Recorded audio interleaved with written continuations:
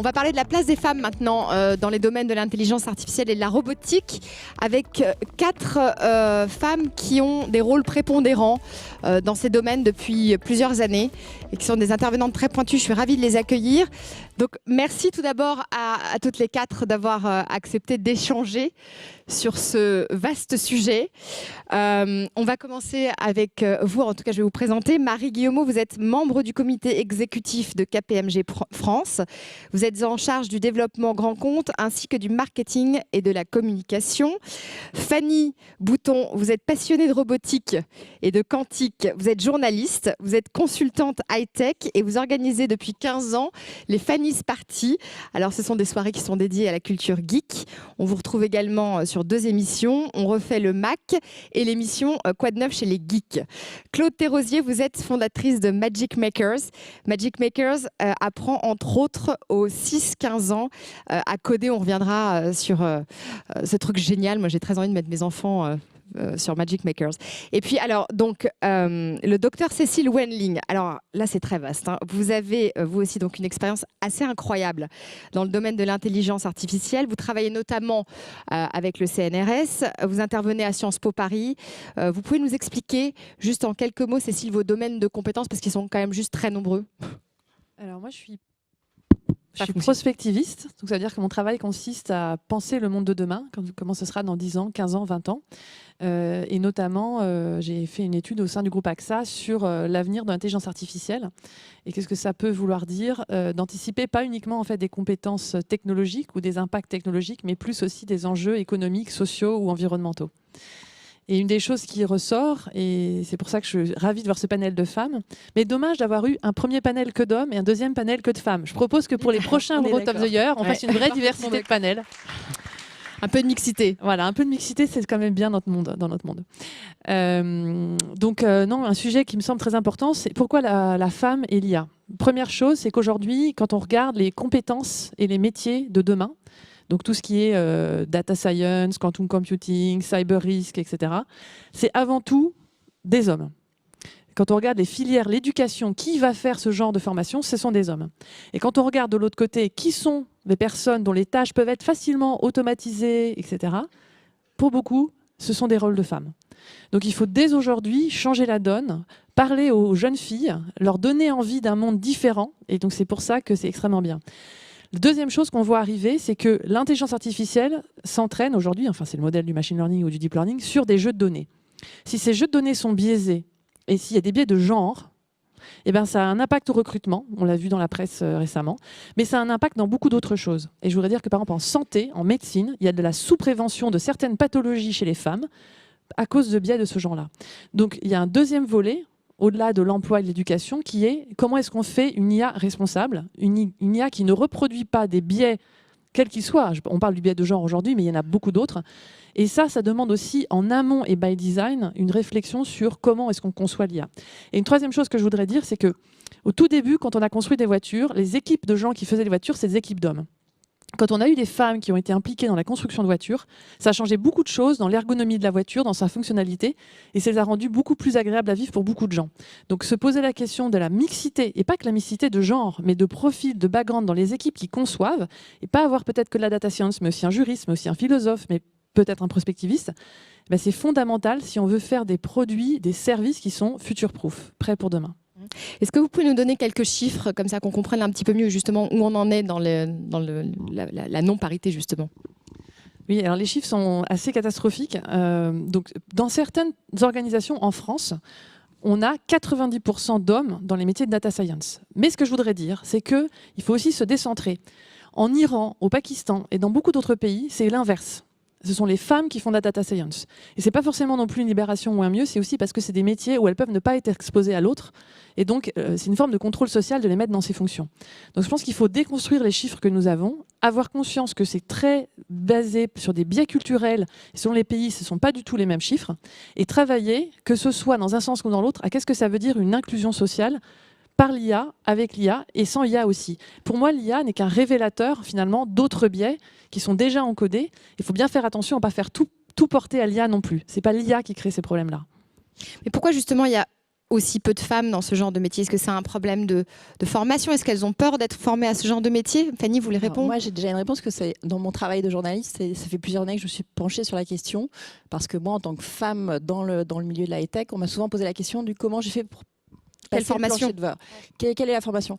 J'ai pas spécialement j'ai grandi dans la tech, mon père était analyste programmeur, mais c'est juste parce que moi j'étais passionnée de tech et je me suis jamais posé la question d'être une femme. Et du coup, je pense que déjà ça m'a empêchée de me freiner vis-à-vis souvent les femmes se posent trop la question de est-ce que je suis capable de ou est-ce que je vais être incluse dans. Et ça, c'est une erreur. Il ne faut pas se freiner. Déjà, il faut oser. Il faut juste faire. Si on a envie de le faire, il faut le faire. La deuxième chose que moi, du coup, j'ai cherché, c'est voir pourquoi les femmes ramaient autant ou n'allaient pas dans ces domaines-là. Et j'ai commencé par le jeu vidéo avec la Paris Games Week, mais après, je suis allée voir sur tous les secteurs tech. J'ai rencontré les filles de l'association Emma qui sont dans des écoles de codage ou autres. Et en fait, on s'est rendu compte d'une chose, en France en particulier, mais pas que, c'est que ce sont souvent les mamans qui freinent leurs petites filles dès le plus jeune âge. Je l'ai vu en réunion de parents d'élèves. On voit une maman à côté d'une petite Emma de 11 ans en 6e dire au prof de maths « Vous savez, les maths, moi, j'ai jamais trop compris, ça va être difficile pour ma fille. » Tout de suite, on lui casse toutes ses chances. C'est pas comme ça c'est votre fille, c'est pas parce que elle peut comprendre. C'est pas parce que vous n'avez pas compris. Il y a une histoire éducative aussi qui est très importante. Et on a un problème actuellement en France, c'est que, mais partout dans le monde, 70 à 80% des métiers de demain vont être des métiers liés à l'IA. Et actuellement, clairement, c'est des métiers qui n'existent pas. Or, les parents ont peur des métiers qu'ils ne comprennent pas. Et là, c'est pas que les mamans, c'est aussi les papas. C'est on n'est pas sûr, on ne comprend pas. Et qu'est-ce qu'on fait? On freine nos enfants à aller sur des nouvelles filières qu'on ne sait pas. Or, il faut au contraire plutôt leur ouvrir toutes les portes, leur donner un maximum de chances de s'intéresser.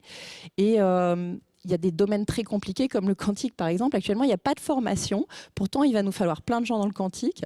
Et quand je vais voir les scientifiques dans le quantique, qu'est-ce qu'ils me disent? Ils me disent non, mais on n'a pas besoin de spécialistes du quantique. On a besoin de gens qui comprennent les bases du quantique, mais qui vont être capables de s'intéresser à tout. Parce que il va falloir des spécialistes dans la médecine, des spécialistes dans tout ce qui est biomécanique. Voilà, il faut être curieux et pluridisciplinaire maintenant. C'est ça l'important. Et donc, il faut arriver à éduquer les parents à ne pas avoir peur de ce qu'ils ne connaissent pas. Ça va être le premier chemin à faire, je crois. Oui, mais à la fois, est-ce que ces formations-là, elles existent véritablement? C'est-à-dire, qu'est-ce qu'il y a comme filière possible? Alors là, Claude, vous voulez répondre? Je veux bien prendre la parole parce que c'est la raison pour laquelle moi j'ai monté Magic Makers. Moi j'ai monté Magic Makers il y a 4 ans et demi parce que j'ai fait une école d'ingénieur, j'ai fait Técom Paris Tech. Dans les gens qui sont dans cette salle, il y en a plein que j'ai pu croiser par le passé. Et un jour, je me suis rendu compte que moi je comprenais la révolution numérique qu'on était en train de vivre parce que j'avais eu la chance de faire une école d'ingénieur et d'apprendre à programmer et que c'était le cas d'un pourcentage très très très très faible de la société. Ce dont parle Fanny, c'est juste que la peur, elle vient de l'ignorance. Et en gros, si on prend la société française, mais même mondiale, il y a combien de personnes qui comprennent l'informatique? Sans parler de l'intelligence artificielle, qui est encore un cas, je veux dire. Et donc moi, mon sujet, c'était de me dire, on a tous un cerveau. Il n'y a pas de différence entre le cerveau de l'homme et de la femme. On a tous un cerveau. En fait, l'informatique, c'est pas si compliqué. C'est juste une question de pédagogie et de commencer tôt. Aujourd'hui, le problème, c'est qu'on apprend à programmer à 20 ans. Je suis désolée, mais c'est trop tard. Imaginez-vous quand vous vous mettez à la musique à 20 ans ou à l'anglais.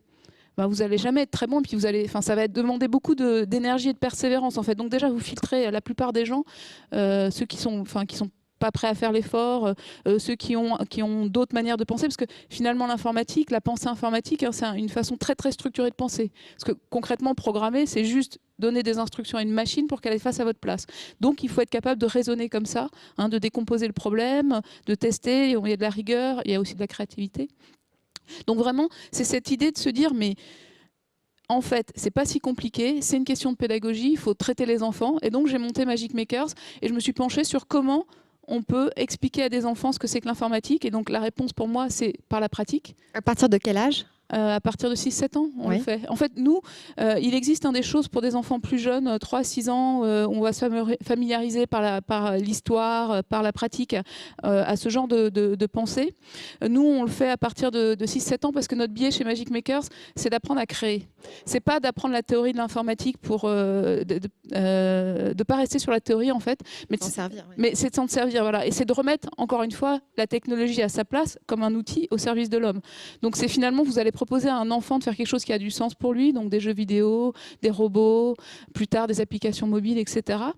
Et du coup, il va se projeter, il va se confronter à la difficulté, puis il va comprendre. Et il va apprendre ce que Fanny dit, qui est apprendre à apprendre à... Je ne connais pas la solution, je vais chercher, je vais demander à mon voisin, je vais regarder sur Internet. C'est toutes ces compétences-là. Et là, vous avez autant de filles que de garçons. J'aimerais bien, mais non. Non. Et alors là, je reviens, Fanny a parfaitement raison. Moi, les parents, ils vont... En fait, c'est très simple. Qu'est-ce que vous offrez à Noël à votre fils? Qu'est-ce que vous offrez à votre fille? Souvent, ça va être des Legos et des poupées. Eh ben, c'est pareil. Spontanément, les parents vont inscrire leur garçon dans l'atelier. Alors après, j'ai des mamans comme Fanny qui ont conscience et qui vont inscrire leur fille. Donc il y a un énorme enjeu. Et là, on est sur des biais complètement inconscients, en fait. C'est aussi ce que disait Cécile. On est sur des biais inconscients qui sont là, qu'on a tous intégrés et on ne se rend pas compte. Or, demain, mais même aujourd'hui, pour résoudre les problèmes auxquels on est confronté, il faut utiliser la technologie. Il n'y a pas d'outil plus puissant que l'informatique. Donc si on laisse ça à quelques personnes, et si on enlève la moitié de l'humanité qui sont les femmes, on va avoir des solutions qui ne sont pas adaptées à tous. C'est une évidence. Oui, c'est-à-dire qu'en fait, les développeurs sont des hommes, donc ils proposent des solutions plutôt pour les hommes, non, Marie? Oui, non, je rejoins tout à fait le point sur l'éducation et sur les biais. Néanmoins, on a quand même une chance aujourd'hui, c'est qu'on n'a pas des enfants qui se préparent à des métiers, on a des enfants qui développent des compétences. Et parmi ces compétences, il y a effectivement celles des métiers de demain, qui sont la technologie dans toutes ses formes. Il y a le codage, mais il n'y a pas seulement que le codage, il y a aussi plus généralement la capacité à résoudre des problèmes complexes. Et ça aussi, c'est un facteur de motivation qui n'est pas exclusivement réservé aux garçons. Ça peut être aussi un sujet d'intérêt pour les jeunes filles. Et puis, on est dans l'interdisciplinarité. Et donc là aussi, aujourd'hui, on est à fond sur l'innovation par la technologie.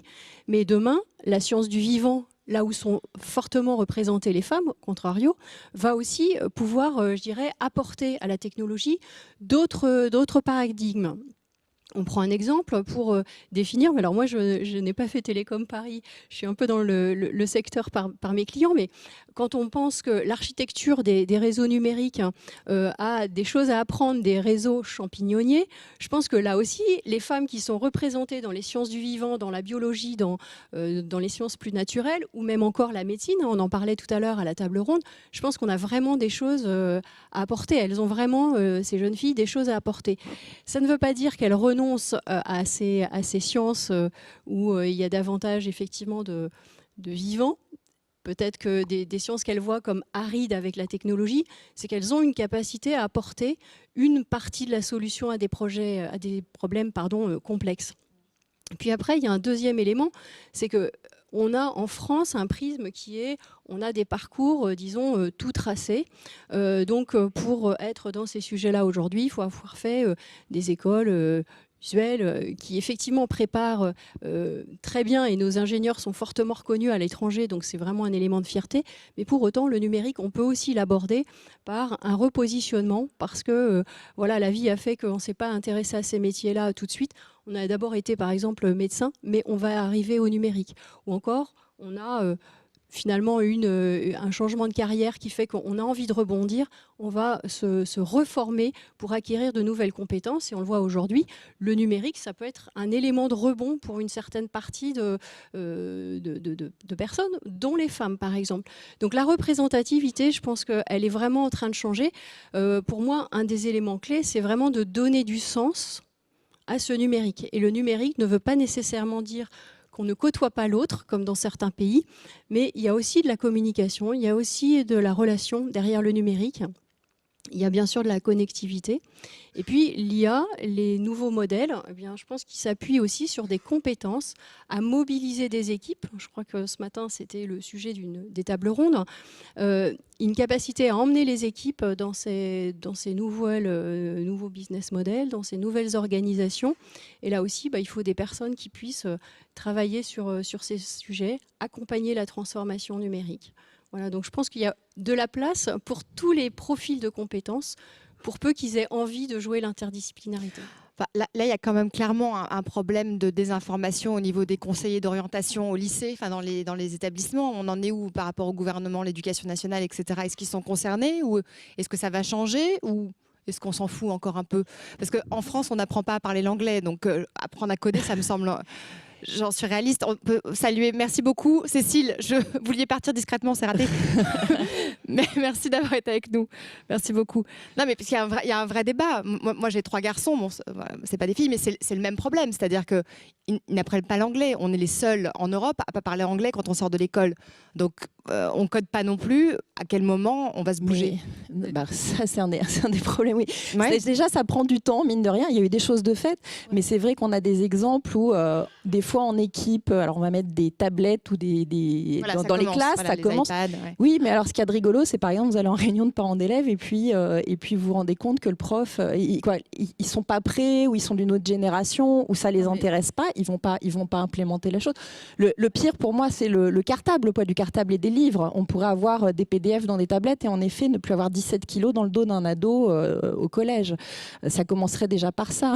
Ça leur simplifierait la vie. Mais il va falloir du temps pour que tout le monde se mette d'accord. Et en plus, il y a des gens réfractaires qui ne sont pas prêts, même si on leur donne les outils, ils ne sont pas prêts à enseigner parce qu'ils n'ont pas appris comme ça et qu'il faut changer ces métiers-là aussi. Et ça va prendre du temps. En France, on a un système éducatif qui est assez lourd et... lent, mais qui n'est pas inutile non plus, et surtout qui est assez dense, mine de rien. C'est le pays où on a le plus d'heures de cours, et on a aussi quand même des super bons résultats, mine de rien, à l'international. Donc, mais effectivement, le sujet n'est pas mauvais, il y a plein de choses à revoir. Le sujet, c'est celui de l'accompagnement des enseignants, en fait. Parce qu'en réalité, l'anglais est enseigné à l'école. Donc, ce que vous dites, c'est qu'en fait, ça ne marche pas. La programmation est rentrée dans les programmes scolaires à la rentrée 2016. Hein, c'est obligatoire à partir de la 5e. C'est enseigné par les profs de maths ou de techno. Il y a même une épreuve au brevet. SVT, et là, c'est en train de se préparer pour la rentrée prochaine. Il y aura beaucoup plus d'informatique au lycée. Hein, c'est en train de se préparer. Donc, le sujet, au-delà de ça, donc il y a une volonté. Il y a une volonté, il y a une prise de conscience qui a été faite à l'époque par Najat Vallaud-Belkacem et qui continue avec le nouveau gouvernement. La vraie question, c'est que, mais c'est ce qu'on dit depuis tout à l'heure, c'est encore une fois, la peur naît de l'ignorance. C'est compliqué de demander à des enseignants d'enseigner quelque chose qu'ils n'ont pas appris eux. Tout le monde, la plupart des gens sont démunis face à l'informatique. Et encore une fois, je ne parle même pas de l'intelligence artificielle. Donc le vrai sujet, c'est que si vous voulez que les enseignants puissent accompagner les enfants, il faut déjà, eux, leur expliquer, leur donner confiance, leur montrer que c'est possible. Et là, on est sur un enjeu de transformation de toute l'éducation nationale qui, effectivement, est complexe et lent. Et sur lequel on n'a pas forcément les clés. Et moi, je vais remettre une couche, c'est son rôle en tant que parent aussi. On ne peut pas ne se reposer que sur l'éducation nationale. Il y a un rôle de parent aussi à jouer qui est super important. Je rajouterais que pour ceux qui sont déjà dans l'enseignement supérieur, voire en apprentissage, il y a aussi la nécessité d'avoir des rôles modèles forts et aussi avoir des femmes dans ces domaines d'expertise avec potentiellement du mentoring pour accompagner. Je pense que la logique d'accompagnement, elle est vraiment là parce qu'on ne peut pas, s'appuyer sur un responsable d'orientation dans un lycée en se disant voilà, c'est lui qui a toute la table de compétences qu'il faut que j'aborde pour les métiers de demain. Non, je pense qu'il faut vraiment s'ouvrir, il faut regarder aussi, et les parents ont ce rôle-là en plus des profs à l'école, hein, c'est d'ouvrir sur des rôles modèles, des personnes qui ont fait des parcours assez riches, assez diversifiés, se projeter aussi sur le monde de demain, qu'est-ce qu'on a vraiment envie de faire, quels sont les talents qu'on a envie de mettre à contribution. Je pense que là, c'est vraiment plus ouvert sur les compétences que sur les métiers. Mais certes, vous avez raison, les métiers rassurent les parents à ce stade. Vous, Marie, ça fait 25 ans que vous êtes donc passionnée par l'innovation. Alors, vous êtes membre actif de nombreuses initiatives chez KPMG en matière de mentoring, justement, de développement du leadership au féminin. Est-ce que vous pouvez nous expliquer concrètement quelle est votre action, justement ? Alors effectivement, je trouve que l'innovation et la diversité, alors sous toutes ses formes, pas seulement en genre, c'est vraiment, je dirais une concomitance de sujets qui est vraiment clé pour demain. Pourquoi ? Parce que l'innovation, c'est de s'ouvrir à d'autres possibles que ceux qui étaient déjà, je dirais que des solutions déjà toutes faites et déjà expérimentées. Ce qui veut dire s'ouvrir à d'autres parcours, à d'autres prismes. On parlait de disciplines différentes et complémentaires. On peut parler de genre, non pas pour opposer hommes et femmes, mais bien pour les faire jouer en complémentarité. On parlait des parcours. Je pense que les parcours aussi sont très différents. Des parcours différents apportent des solutions plus innovantes. Et du coup, la diversité s'invite à la table, puisqu'on est en train d'ouvrir les profils de personnes qui répondent aux enjeux d'innovation. Eh bien, je pense que là, c'est le moment ou jamais d'avoir davantage d'inclusion, d'avoir davantage de diversité. Alors, pour ce faire, chacun travaille à son échelle. L'objectif, il est de pouvoir accompagner des profils différents à émerger, à exprimer des talents qui ne sont pas habituellement sollicités. Je pense que les femmes ont aussi beaucoup de freins qu'elles se mettent elles-mêmes pour rentrer dans cette ère de jeu, on va dire. Donc, l'objectif, c'est plutôt de les mettre en confiance, comme on le ferait aussi pour des plus jeunes enfants, hein, par exemple, pour aborder la technologie. Je pense que là, c'est de faire grandir ces femmes en confiance. Et le mentoring, hein, c'est plutôt un élément qui, moi, me semble assez efficace. Alors certes, ça demande un engagement assez fort, mais ça permet d'avoir des résultats. Donc pour ça, on a chez KPMG aussi un réseau de femmes qui s'appelle Women for Business, avec des jeunes femmes et des associés, qui permettent effectivement d'aller un pas plus loin vers la définition de son profil de carrière, hein, pour trouver vraiment, son domaine d'expertise ou son segment de clientèle, on va dire. En tout cas, de trouver sa voie. Et puis, ça passe aussi par des programmes multi-employeurs, donc, qui sont par exemple des programmes comme EVE, où il y a un certain nombre de grands groupes, hein, qui sont fédérés pour pouvoir avoir justement cette aire de résonance, parce que finalement, on a tous ces mêmes préoccupations sur l'inclusion. Donc en le faisant ensemble, ça a quand même une résonance différente. Et moi aussi, j'espère que l'année prochaine, effectivement, on aura des tables rondes où on retrouvera cette complémentarité. On a eu ce matin. Qu'on n'opposera pas complètement les sujets de leadership au féminin, parce que le leadership, c'est un leadership mixte, tout simplement. Mais c'est vrai que je trouve c'est un peu dommage que sur la table ronde sur les femmes dans l'IA, il n'y ait que des femmes, parce qu'en gros ça veut dire qu'on laisse aux femmes le soin de se faire une place. Et que quand il faut parler tech et fond, alors on n'invite que des mecs. Moi je suis désolée, je tiens à redire que les femmes sont aussi intelligentes que les hommes et qu'il y a des femmes qui sont très très bonnes développeuses, et que c'est un peu dommage qu'on les mette pas un peu plus en avant pour justement changer les biais, changer les images, parce que c'est aussi là que ça se joue. On a fait une étude... Merci. On a fait une étude sur 700 dirigeants dans le monde, donc 42 pays, dont la France.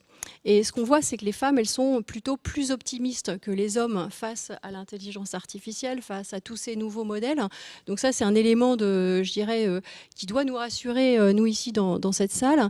Et si je prends uniquement le panel français, sur le panel français, 91% des dirigeants femmes souhaitent s'appuyer sur des modèles prédictifs et l'intelligence artificielle, parce qu'elles-mêmes sont assez à l'aise avec ces sujets-là, pour vraisemblablement porter ces types de compétences, alors que les dirigeants masculins ne sont que 45% à vouloir embarquer ces systèmes prédictifs. Donc je pense qu'il y a vraiment une relation à restaurer sur les femmes et l'IA, les femmes et la technologie, parce que je crois qu'elles sont véritablement prêtes et assez optimistes. Autre élément qui vraiment est interpellant, c'est qu'elles sont 80% dans le monde à penser qu'une politique de cybersécurité responsable et le respect des données privées va permettre pour leurs clients, mais aussi pour leurs équipes, d'avoir pleinement le bénéfice de l'intelligence artificielle et de la technologie. Donc c'est embarquer la technologie et l'IA, mais pas à n'importe quel prix, de façon responsable. Donc moi je pense que c'est aussi pour nous tous un élément d'appui extrêmement intéressant. Et donc je pense qu'effectivement, si on veut aller vers de l'intelligence artificielle inclusive et éthique, il faut pouvoir mettre les femmes dans ces solutions. Il y a une autre question que je me pose, en fait, c'est est-ce qu'il y a une charte éthique, on va dire, dans la conception des programmes, des algorithmes par rapport aux femmes, justement? C'est-à-dire que la plupart des programmateurs sont quand même des hommes, les développeurs sont des hommes. Est-ce qu'il y a une attention toute particulière quand même à une discrimination sexiste dans ce domaine? Bah, c'est à eux qu'il faut demander. Non, mais vous devez le sentir ou... Non, il y a des gens bien sûr qui se posent la question. Ouais. Il y a eu Grégory Renard et Aurélie Jean avaient fait une charte justement pour de l'IA éthique. Il y a beaucoup de gens qui ont conscience de ce que ça implique et qui poussent pour ça. Après, je pense que le sujet, il est sur ce qu'on fait tous les jours. Enfin, Donc le code se développe peu à peu. D'abord, c'était d'avoir créé des fonctionnalités. Des fonctionnalités, pourquoi? Donc ça va être qui décide de ces fonctionnalités. Après, c'est pas le développeur qui va inclure ce qu'il y a dans le code et qui va le rendre sexiste ou pas. C'est plus ce qui a été décidé et demandé aux développeurs d'être développé. Donc en effet, la fonctionnalité au bout, elle est ou pas sexiste. Mais c'est pas... je pense que même si c'était une femme qui le développait, c'est ce qu'on lui a demandé de faire qui va le rendre ou pas sexiste à un moment. Après, comme ça va pas s'auto-décider, ça prend du temps. Et c'est des biais cognitifs, c'est des biais dont on se rend compte au bout d'un certain temps et qui peuvent se corriger. Donc ça, c'est pas très grave dans l'absolu. Ce qu'il faut en effet, c'est plus qu'au moment où on conçoit des programmes, on se dise ça va peut-être pas être bon et biaisé, il faudrait qu'on le repense différemment. Quand on code, justement, c'est assez marrant, c'est sur l'éducation, justement, pour amener les petites filles à coder sur les jeux vidéo. On l'a vu sur des ateliers. Quand on leur dit, viens, on va coder, bof. Par contre, on leur dit, viens, on va réaliser un niveau de jeu vidéo pour faire apparaître des fleurs et polliniser. Là, elles viennent parce qu'il y a un vrai sens au truc et elles viennent le faire. Et ce qu'il y a d'assez marrant aussi, c'est alors sur des concours comme l'Imagine Cup où on a fait avec des enfants il y a quelques années, c'était Microsoft qui organisait ça. C'était pareil, il y avait beaucoup de petites filles qui venaient développer les jeux vidéo comme les garçons. Et ils faisaient pas la même chose forcément, mais quand on avait des équipes mixtes, on avait des jeux beaucoup plus aboutis. Pourquoi? Parce que les garçons, c'est vrai qu'ils allaient plus sur combien on allait pouvoir calculer de points sur une baston ou sur arriver le plus rapidement à un endroit. La gagne. Ouais, la gagne, les points, mais du coup, tout un tas de calculs qui étaient quand même vachement complexes. Les filles, c'était plus le level design avec le nombre de chemins, de niveaux qu'on allait faire. Donc, il y avait plus de logique. Et puis aussi, le travail sur le graphisme, en effet, et sur la qualité des visuels et comment on allait rendre ça le mieux possible. Donc, déjà, d'entrée de jeu, par instinct, elles ne le font pas actuellement parce que on n'a pas la même éducation, on n'a pas les mêmes envies de résultats. Mais du coup, quand on mélangeait tout ça, on avait un jeu qui était super efficace parce qu'on avait les deux. Et c'est ça qui est intéressant, c'est comment en mettant un petit peu, et pas que filles-garçons, c'est aussi culturellement. Il y a plein de choses à apporter dans ces logiciels et pour que ce soit utile pour tout le monde. Et finalement, ce qu'il faut se dire, c'est quand vous montez votre start-up, pensez à mettre des femmes et des gens de parcours différents pour avoir justement des produits qui vont toucher plus largement les gens et pas seulement une certaine cible. Ça, je pense que c'est quelque chose qui devrait être intégré en fait. On en parle de plus en plus. Le sujet, c'est d'arrêter d'en parler et d'arrêter que ce soit une injonction, mais de le faire. Moi, j'ai eu la chance d'être dans le jury pour Robot of the Year et j'ai noté 1 sur 5 toutes les équipes où il n'y avait que des hommes de parcours similaires. Je vous le dis tout de suite. D'accord, comme ça. Comme ça, c'est très clair. Et justement, alors, qu'est-ce qui s'est présenté à vous pour les innovations justement de ce concours? Beaucoup, enfin, quand même quelques femmes représentées. Alors, dans les 12 propositions qu'on a dû évaluer, il y en avait quand même, je dirais, alors je vous le dis de tête, mais je pense qu'il y avait bien la moitié où il y avait des équipes qui étaient complémentaires. Puis il y avait bien la moitié où c'était le traditionnel combo que des mecs, ingénieurs, même parcours. Et je viens aussi de ce milieu-là, je comprends, mais j'ai choisi de ne pas le valoriser parce que je pense que les autres iront plus loin. Oui. Et apporteront plus de valeur. Parce que l'enjeu, c'est ça, c'est d'apporter de la valeur pour l'humanité, pas juste pour votre société, pour qu'elle gagne de l'argent. Si on se pose la question de l'impact sur le monde, donc il faut valoriser la diversité. C'est ça, non, mais c'est un message un peu basique, mais c'est-à-dire qu'on est en train juste de faire le monde de demain, donc faisons-le ensemble. Quoi. Ça, c'est idiot, exactement c'est ça. Alors pour passer de la conviction à l'action, chez KPMG, Julie Carreda qui est là et qui va intervenir, donc qui supervise l'ensemble du département sur l'IA et le data analytics, mais aussi tout ce qui est transformation digitale, a construit une équipe à parité. Donc les femmes sont peut-être moins représentées, n'empêche que si on va les chercher, on les trouve, et les parcours sont différents, et les parcours académiques, mais aussi les parcours de vie sont différents. Il n'y a pas que cette diversité en genre, et je pense qu'effectivement, quand on veut le faire, on y arrive. Et vous parliez tout à l'heure des pays du Moyen-Orient, etc., en disant finalement il y a beaucoup de femmes qui sont impliquées là-bas, mais les pays qui sont, on va dire, les pays qui sont concurrentiels aux nôtres, c'est-à-dire bon, la Chine, les États-Unis, etc., ça se passe comment? C'est la même proportion? Non, pas forcément, mais je voudrais revenir sur un des biais que l'on a. On a parlé de la représentativité des femmes dans la technologie au sens large, dans les algorithmes ou dans l'arbitrage sur je dirais, les usages que l'on vise en matière d'intelligence artificielle. Il y a aussi la représentativité des femmes dans les datas que l'on donne à ces robots, à cette intelligence artificielle pour les nourrir. On ne va pas pouvoir faire apprendre à l'intelligence artificielle des modèles passés dans lequel la data qui était celle qui était notamment captée sur le web, sur des réseaux sociaux, sur des smartphones, moins dans les mains des femmes que des hommes, allait pouvoir donner, enfin je ne sais plus où j'en suis dans ma phrase, mais enfin bon, on ne peut pas apprendre à l'intelligence artificielle à prendre d'autres modèles que ceux qui ont préexisté, qu'on lui a donné. Donc en fait, il faut aussi reconstruire ces modèles plus inclusifs, s'assurer que la data elle est inclusive elle-même. Je me souviens d'un start-upper qui me disait en février qu'il était destiné à identifier une nouvelle infrastructure pour pouvoir fluidifier le transport au sein d'une ville. Pour ça, il avait les datas de smartphones dans une ville de pays émergents où effectivement les femmes étaient très peu contributrices à ces datas de smartphones.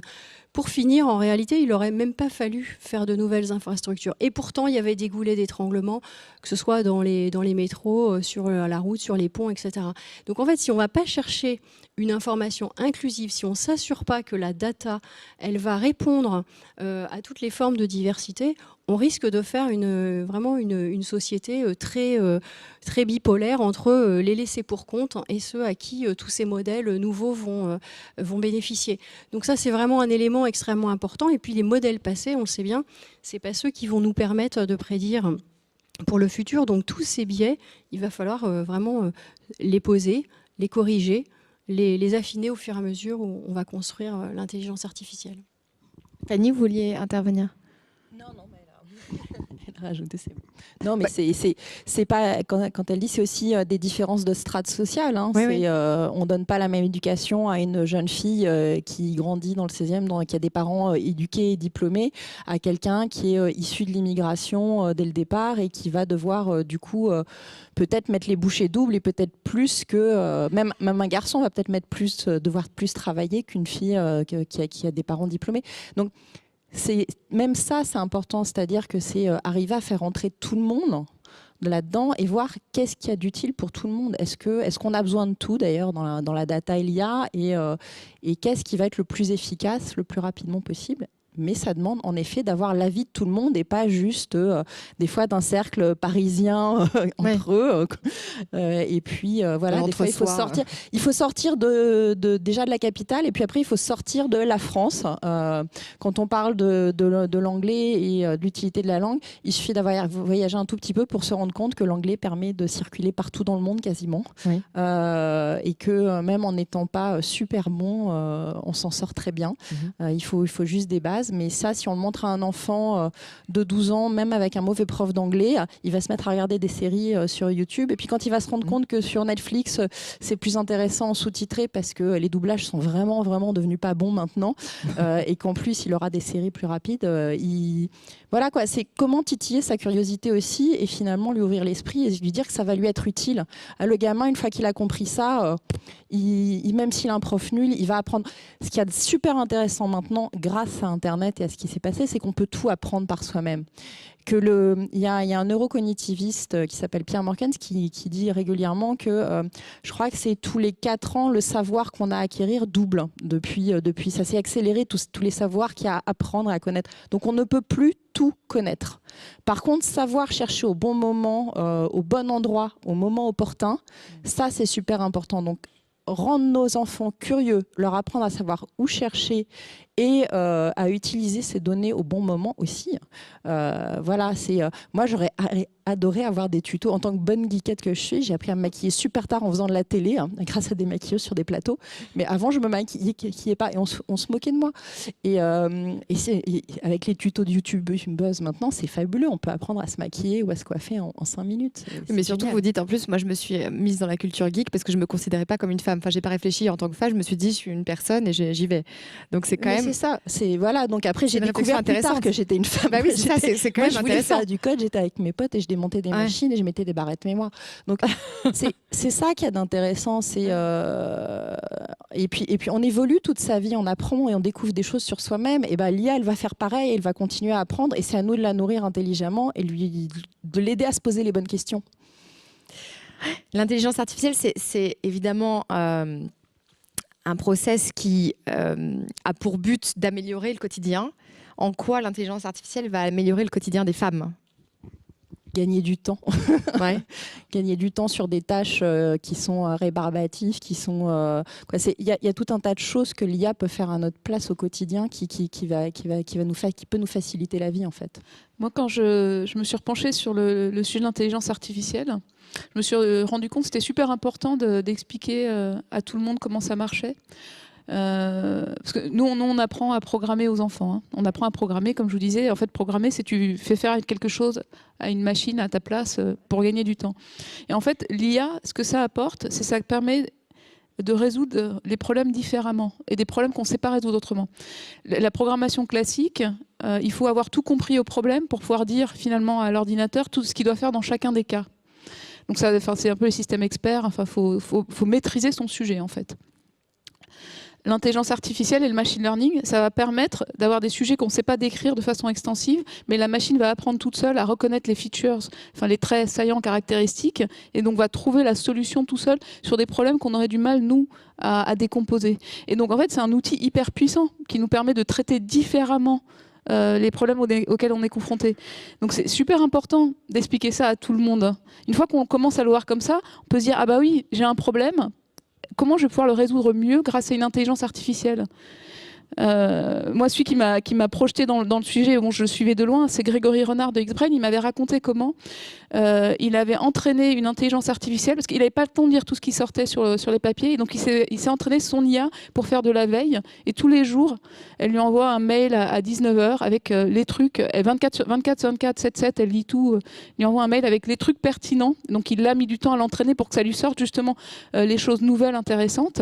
Et alors depuis, il me disait qu'il avait fait x10 sur ses réseaux sociaux, parce qu'il s'était quasiment transformé en média lui tout seul.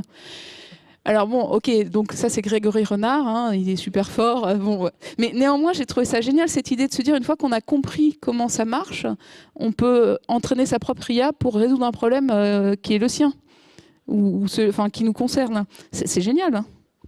Moi, je vois aussi les développements et l'intérêt de l'IA pour l'éducation, pour l'accès aux soins, pour les villes de demain, les énergies, je dirais, moins offensives, on va dire. Donc, il y a beaucoup de sujets assez complexes qui peuvent être, je dirais, résolus ou en tout cas abordés de cette façon-là. Dans les pays émergents, les femmes s'occupent principalement des soins et de l'éducation. Et là, je pense que vraiment l'assistance au diagnostic, la médecine à distance, voilà, ça c'est quand même des sujets qui ont un impact, je dirais, vital pour leurs enfants, pour ces communautés. Donc on n'est pas dans un must-have, on est vraiment à travailler sur des taux de mortalité des enfants, un taux de mortalité aussi des hommes et des femmes. Enfin, je veux dire, on touche vraiment l'essentiel du vivant. Quand on voit les enjeux environnementaux auxquelles on est confronté aujourd'hui. L'IA doit pouvoir apporter des solutions parce que justement, il y a des modèles prédictifs qui sont derrière, parce qu'il y a des solutions aussi du quotidien qui peuvent être grandement améliorées quand on s'appuie sur des modèles plus technologiques. Donc ça, c'est des enjeux qui sont très importants, critiques pour l'humanité, qu'on peut résoudre à travers ça. Donc ça donne quand même considérablement du sens à l'IA, pour peu qu'on l'utilise de façon inclusive et responsable. On en revient toujours aux valeurs, d'ailleurs, qui sont défendues par Robotosia. Enfin, on revient sur ces sujets-là. Donc, la responsabilité ultime qui est laissée à l'homme ou la femme, l'inclusion dans les données, mais aussi dans les usages qui en sont faits. Enfin, je veux dire, c'est du basique, mais ça va mieux en le disant. Qu'est-ce qui se passe dans les soirées, Fanny ? Dans vos soirées ? Dans mes soirées, moi, c'est des soirées pour les geeks depuis 15 ans. C'est juste pour les filles, pour les garçons, pour tout le monde ? C'est mixte. On a fait des spéciales filles à une époque parce que au niveau marketing, c'était plus intéressant aussi pour les marques. Non, mais ça permettait de les attirer aussi. Mais non, c'était marrant parce qu'en effet, il y a 15 ans, c'était 95% de mecs qui venaient. Et puis, mais depuis, on est monté à 30, 70, avec entre autres un moment assez charnière qui ont été vers 2004, 2006, avec l'arrivée des blogs. Et il faut savoir que toute blogueuse ou youtubeuse, etc., elle a quoi dans les mains ? Elle a un smartphone en général pour pouvoir poster, ou un appareil photo à l'époque. Et puis, il fallait quand même faire un site web. Et il y a ça aussi, c'est qu'il y a codé dans le dur pour faire tous ces services. Et puis après, il y a savoir utiliser ces outils ultra technologiques qui utilisent des fois de l'IA. Donc là, c'est ça d'intéressant, qui avait d'intéressant, c'est que les filles sont intéressées plus à l'usage de ces outils que finalement comment ça marchait au départ. Maintenant, il y en a qui s'intéressent à comment ça fonctionne. Et c'est un juste retour des choses. Mais voilà, on n'est pas forcé de tout comprendre comment fonctionne. Souvent, les gens ils disent non, moi je m'en fiche de savoir comment ça. Je veux que ça marche. Je veux juste que ça marche. Donc ces soirées, ça permet d'échanger, de découvrir un peu ce qui se passe derrière la machine, mais aussi d'échanger autour des nouvelles technologies et de voir ce que ça va faire demain, et de voir où on en est aussi réellement. On a vu, on a un peu passé en vue ce qui se passait effectivement pour les formations, les mentalités, etc. Qu'est-ce qui se passe en termes de recrutement, c'est-à-dire l'emploi ? Comment ça se passe devant un DRH quand on est une femme dans ces métiers-là ? Quand c'est une femme dans ces métiers-là et que c'est, je dirais, une conviction forte de devoir recruter un vivier de talents qui soit divers, je pense que ça se passe bien, au contraire. Ce qu'il faut, c'est que ce soit des recrutements qui soient mûris sur la compétence et pas la discrimination pure et simple. Parce que dans ce cas-là, on ne donne pas du tout confiance à la personne en question que l'on recrute et ça discrédite en réalité ses profils. Mais quand on cherche la diversité, on peut la trouver. Alors, je mettrais un bémol à ça quand même. C'est que je crois que dans les études scientifiques, dans les STEM, sciences de technique, d'ingénieur, etc., je crois qu'on est à 10% de filles. Donc ça veut quand même dire que quand on en a à la phase de recrutement, logiquement, il y a une fille sur 10. Enfin, il y a seulement 10% de filles dans les candidats que vous allez trouver. Donc il y a quand même un sujet à orienter plus de filles vers ces métiers-là, parce que c'est les métiers de l'avenir. Donc c'est un peu con qu'il n'y en ait pas. Mais par contre, le constat aujourd'hui, il est quand même assez triste. On revient toujours donc à cette question de formation, etc. Finalement, le vrai sujet, c'est ça. Aujourd'hui, il y a quand même des passerelles, donc il y a quand même une possibilité d'accéder à ces métiers-là, en commençant parfois par des choses un peu plus générales. On peut quand même, il y a quand même de l'espoir. On ne va pas se dire que c'est sinistré complètement. Non, mais c'est pas sinistré, c'est juste que là, il va falloir un certain temps parce que pour arriver dans ces grandes écoles, il y a quand même un cursus à suivre. Et en France, on aime bien encore les grandes écoles et certains types de diplômes. Donc, on ne peut pas arriver par n'importe quel biais, sauf si on est vraiment très brillant, brillante et motivé. Et en effet, ça demande de la volonté. Mais il y a de plus en plus aussi de formations alternatives, même l'école 42 aussi, qui sont des formations qui recrutent différemment. Mais encore une fois, je maintiens ce que j'ai dit depuis le début. On apprend mieux quand on est jeune. Donc, non, mais quand vous mettez à la technologie, à des métiers techniques, quand vous avez 16 ans, 18 ans, en fait, c'est déjà trop tard parce qu'il y a déjà des modes d'apprentissage et de pensée qui sont déjà assez formés. Donc, ça se joue avant. Donc, d'où l'enjeu de toucher les enfants, de toucher aux primaires. Préparer, là, on est déjà en train de réfléchir à préparer les futures générations. C'est même les millennials dont on parle tout le temps. Ils sont déjà vieux. Ils sont déjà vieux, mais surtout, ils sont moins calés que leurs parents de nos générations des années 80, parce que nous, il fallait qu'on monte nos machines, il fallait qu'on rentre dans le dur, on regarde, on allait dans le MS-DOS, on connaissait ce qui se passait derrière. Eux, ils sont arrivés avec des surcouches qui fait qu'ils n'ont pas vu une ligne de code. Et donc, c'est ce fameux truc, c'est ça marche ou ça marche pas, mais ils savent pas comment ça marche. Et donc, ils sont beaucoup plus, alors je ne vais pas dire rien, mais ils sont beaucoup moins ils n'ont pas ces connaissances-là en fait. Et donc eux, en termes de parents, ça va être compliqué parce qu'ils auront plus de mal encore que notre génération. Et en effet, on a eu un recul, c'est-à-dire qu'on était à 18, on était monté à presque 18% dans les écoles à un moment, on est redescendu à 12% sur les femmes, et c'est un retour en arrière sur lequel il faut faire attention. Mais c'est chez les petits, c'est pour dans 20-30 ans qu'il faut réfléchir déjà. Mais finalement, Claude, vous êtes la seule à proposer ça, c'est-à-dire pour les enfants 6-7 ans, le coding, non mais le codage. Non, je ne suis pas la seule, heureusement. Je suis la première et probablement celle qui en fait le plus, qui touche le plus d'enfants. Après, heureusement, il y a une prise de conscience, il y a de plus en plus de gens qui se mettent sur le sujet. Comme je vous ai dit, ça rentre dans les programmes scolaires. Après, on est heureusement... Petit à petit. Petit à petit. Moi, je vois le côté le verre à moitié plein. Parce que mieux que rien. Quand j'ai eu l'idée, quand j'ai commencé, pour le coup, il y avait rien. Donc là, 2012, j'ai eu l'idée, il y avait rien. Et là, quand on disait on va apprendre à programmer aux enfants, moi, les gens, ils rigolaient quand je disais ça. Donc moi, je trouve que déjà, en 5 ans, ça va beaucoup mieux. Non, mais le chemin, la route est encore longue. Vous avez raison de voir le verre à moitié plein. Mais moi, j'ai eu l'exemple à la maison, c'est-à-dire que j'ai un enfant qui s'est mis à coder à l'école, justement. Et en fait, il s'est emmerdé comme un rat mort parce qu'on lui proposait finalement un truc qui n'est pas adapté, c'est-à-dire à la vie quotidienne. Il a codé des trucs dont finalement il n'avait pas besoin, enfin qui n'étaient pas palpables. Alors que pas concret, mais voilà, c'est pas concret. Donc, c'est pas adapté et finalement, c'est pas intéressant, ça capte pas l'attention. Alors que vous proposez effectivement, alors j'ai vu des programmes pour piloter des mini-voitures, enfin pour... Alors, on fait plein de choses. L'idée, c'est toujours de se dire, j'apprends à coder pour créer quelque chose qui a du sens. Voilà. Et notamment quand je peux faire à l'année ou quand je fais un stage, à la fin, je vais avoir créé quelque chose. Un jeu vidéo, une application mobile, un robot. Et on fait aussi maintenant des stages intelligence artificielle pour les 13-15 ans. Et une des applications, c'est de coder, de programmer une voiture autonome. Donc, c'est une mini-voiture avec un Raspberry Pi, un petit ordinateur, une caméra.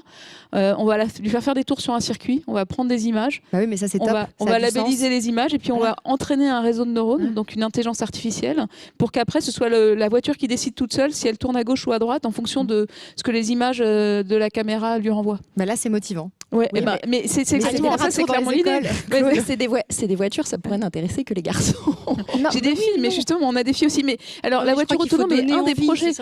Nous, notre biais, notre proposition, c'est toujours, on vous montre comment ça marche et après, vous choisissez votre projet. Donc, la voiture autonome, ça a l'avantage d'être un projet hyper concret et hyper excitant parce que quand vous codez un objet qui bouge, enfin honnêtement, vous avez l'impression d'avoir un impact sur le monde. Mais après, chaque enfant choisit son projet. Notamment, il y avait une jeune fille, elle avait entraîné un réseau de neurones pour reconnaître le langage des signes. Donc, elle avait récupéré des bases d'images de mains qui font des signes du langage des signes. Elle avait entraîné son réseau de neurones et puis après, elle se mettait devant sa caméra et ça marchait. C'est génial. Elle a 14 ans, la minette. C'est fantastique. Marie, vous voulez conclure? Oui, c'était simplement pour dire qu'effectivement, il faut pouvoir emmener les jeunes femmes et les jeunes filles, non pas sur la technologie pour la technologie, mais la technologie pour ce qu'elle permet de comprendre, ce qu'elle permet de résoudre comme problème, ou ce qu'elle permet aussi d'avoir comme communication, comme connectivité, parce que c'est pas derrière le geek, derrière son PC tout seul, dans un monde virtuel, c'est aussi un monde de connectivité, et ça, je pense que ça permet davantage d'attirer les jeunes filles que de se dire qu'on est Mais la technologie n'est pas une fin en soi. Exactement. La technologie, elle est au service de l'homme. La technologie, en fait, il faut se dire que c'est quelque chose de profondément humain. Quand on fait de l'intelligence artificielle, ce qu'on est en train de faire, c'est d'essayer d'émuler le fonctionnement du cerveau humain. C'est démiurge dans toute sa puissance. Mais il faut arrêter de voir la technologie comme quelque chose de froid et d'en dehors de l'homme. C'est ça qu'il faut communiquer. C'est profondément humain. Merci beaucoup. Merci d'avoir été avec nous, d'avoir échangé sur ce sujet très vaste. On aurait pu en débattre pendant des heures, mais bon, on n'avait que 45 minutes. Merci beaucoup Marie. Merci Fanny. Merci Claude. À très bientôt. Merci Sophie.